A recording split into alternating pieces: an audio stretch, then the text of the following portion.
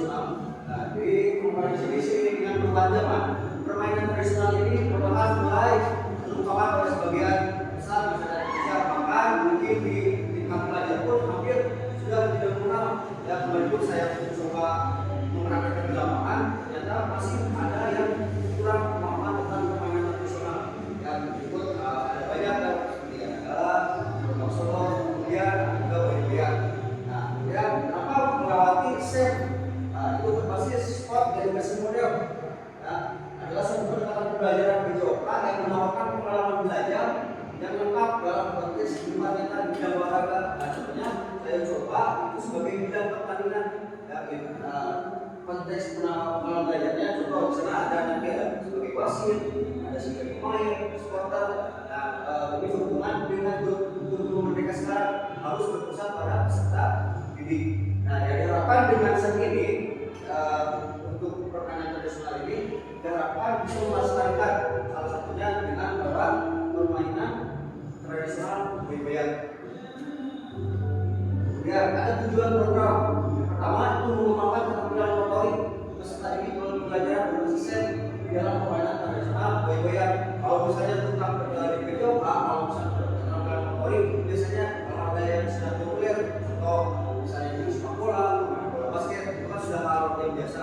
Kalau mungkin kalau kita lihat kalau misalnya permainan tradisional mungkin sudah terkenal, sudah yang itu misalnya sepak bola, kasti. Nah sekarang itu balik zaman mungkin bahwa itu kita sudah tidak mengenal permainan tradisional, justru yang dikenal itu permainan sepak bola, basket dan lain-lain.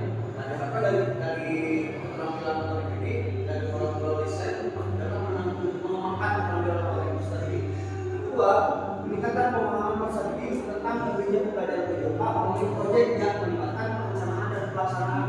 Nah ini kalau misalnya untuk pembelajaran biasa peserta didik hanya bermain peran. Nah untuk melalui set ini ada proyek yang harus dilakukan dulu melalui tahap perencanaan. Ya contoh kapan menjadi peserta didik menjadi apa saya pengen menjadi ketua pelaksana dan apa tugas ketua pelaksana, apa saya pengen menjadi supporter, apa tugas-tugas supporter, apa saya pengen menjadi pemain dan sebagainya. Yang ketiga, mendorong pemahaman peserta didik tentang melestarikan budaya lewat permainan tradisional. Nah, di sini saya menampilkan tadi satu yaitu tentang permainan Boyan. Yang keempat, peserta didik dapat pengalaman berbeda melalui permainan tradisional dapat membuat hubungan pembelajaran menjadi menyenangkan. Jadi sudah saya coba kemarin di pelajaran kita menggunakan permainan tradisional yang Boyan, semua bisa terlibat bahwa ya jadi yang menyenangkan. Kemudian dari ada capaian yang pertama, peserta didik dapat mengimplementasikan permainan tradisional yang dimainkan di lingkungan sekolah maupun di lingkungan masyarakat. Nah, indikatornya bisa dilihat peserta didik mengerti aturan permainan secara serta memainkannya. Yang kedua, peserta didik dapat berperan aktif dalam pelaksanaan kegiatan olahraga permainan tradisional. Indikatornya peserta didik dapat mengambil peran. Tadi ada di kemudian ada yang wasit atau juri, kemudian perangkat pertandingan. Dalam perangkat pertandingan banyak jenis, ada keamanan, ada tim medis, kemudian ada ketua pelaksana dan sebagainya. Ketiga, peserta didik dapat menunjukkan sikap profil belajar Pancasila. Indikator yang dapat dilihat siswa dapat bekerjasama dalam setiap permainan yang dilakukan serta bergotong royong terhadap permainan tradisional. Dan ini ada struktur pembinaan. Nah, sasaran programnya di sini saya mengambil hanya sampel dulu siswa kelas 10 ya, mulai dari kelas 10 hingga 10 7. Kemudian waktu pelaksanaan program kegiatan dilakukan pada saat pelaksanaan P5 yang berkaitan dengan kearifan lokal. Jadi nyambung dengan kearifan lokal dengan permainan tradisional yang akan dilakukan pada bulan Oktober minggu kedua. Nah, kemudian struktur pembinaan pertama itu berupa coba sebagai satu program. Kemudian struktur kemitraan yang lainnya 4 guru lokal. Di sini saya ingin berkolaborasi dengan guru lokal bahasa Indonesia, kemudian guru TK. Nah, tadi saya sudah ngobrol dengan Pak Idris tentang bahasa Indonesia. Nah, sebetulnya menurut saya anak-anak itu belum paham bagaimana cara menyusun susunan acara pertandingan, kemudian sebagai MC bagaimana. Nah, kemudian untuk TK saya sudah berkomunikasi dengan Pak Dadi, itu melibatkan bagaimana cara anak-anak bikin pamflet sebuah kejuaraan, kemudian akan nanti didokumentasikan lewat video. Kemudian pernyataan tentang kapasitas yang dimiliki kelas atau sekolah. Saya mencoba menggunakan ABT, aset based learning. Yang pertama itu ada aset manusia. Ya, jelas ya, aset manusia di sini pertama kita memiliki kelas sekolah yang selalu mendukung acara kegiatan sekolah, kemudian memaksimalkan potensi yang dimiliki dari murid. Nah, kebetulan murid di SMA 26 ini kebanyakan tidak statik. Kemudian yang dimiliki oleh guru, nah ini jelas gurunya yang bisa dilakukan lagi pekerjaan yang sangat luar biasa. Kemudian ada aset fisik yang melibatkan sarana dan prasarana yang mendukung pelaksanaan program. Jelas bahwa kita punya sarana untuk olahraga seperti bola, pasti, kemudian di pesantren yang juga sudah didapat, kemudian dari PK untuk membantu streaming video ada. Lanjut, kemudian di sini ada rencana evaluasi di masa evaluasi. Pertama di awal itu kita mulai penerapan dasar tentang permainan tradisional Boybian dan pengenalan sen. Jadi seperti di kali dulu tentang permainan tradisional, tentunya ada yang belum paham sama sekali. Kemudian pengenalan sen. Karena di sini berbagai peran melibatkan dari 10.1 dan 10.7, saya sudah mencoba misalnya untuk nanti coba dulu di 10.1 ada yang menjadi ketua pelaksananya misalnya. Kemudian di 10.2 ada yang menjadi aktifnya. Kemudian di 10.3 ada yang menjadi wasit dan sebagainya. Itu tergantung dari program yang akan dilaksanakan.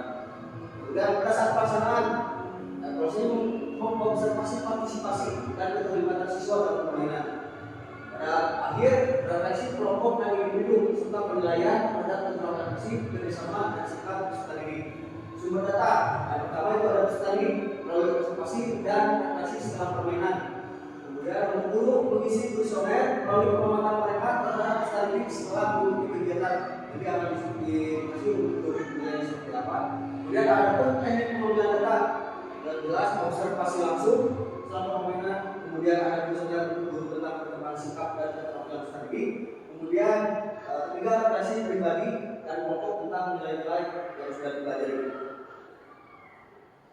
Nah, begitupun walaupun belum dilaksanakan, saya sudah mencoba ada beberapa kemungkinan tantangan dan solusi.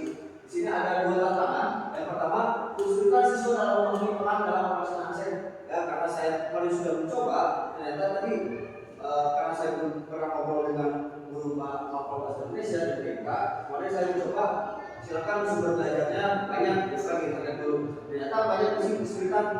Untuk contohnya misalnya menjadi MC, ada yang masih bingung MC itu kayak gimana. Kemudian untuk bidang pertandingan, mengatur jadwal pertandingan itu masih belum ada. Nah, solusinya sini menjelaskan secara rinci peran-peran yang bisa pilih dari berbagai sumber dan memberikan demonstrasi langsung agar bisa langsung mempraktekkan. Dan ini kan tadi di kalimatnya ada dua minggu. Jadi minggu pertama itu ini masih bakal dimulai dengan peran-peran yang akan mereka lakukan. Jadi selama 1 minggu itu dikasih pemahaman dari berbagai sumber, kemudian mencoba langsung demonstrasi sebelum pada saat pelaksanaan kalimat. Yang kedua, sini ada tantangan kedua, siswa yang kurang tertarik pada permainan tradisional atau merasa permainan tersebut membosankan. Nah, sini solusinya saya menyesuaikan permainan dengan permainan yang lebih menarik dan relevan dengan kehidupan sehari-hari.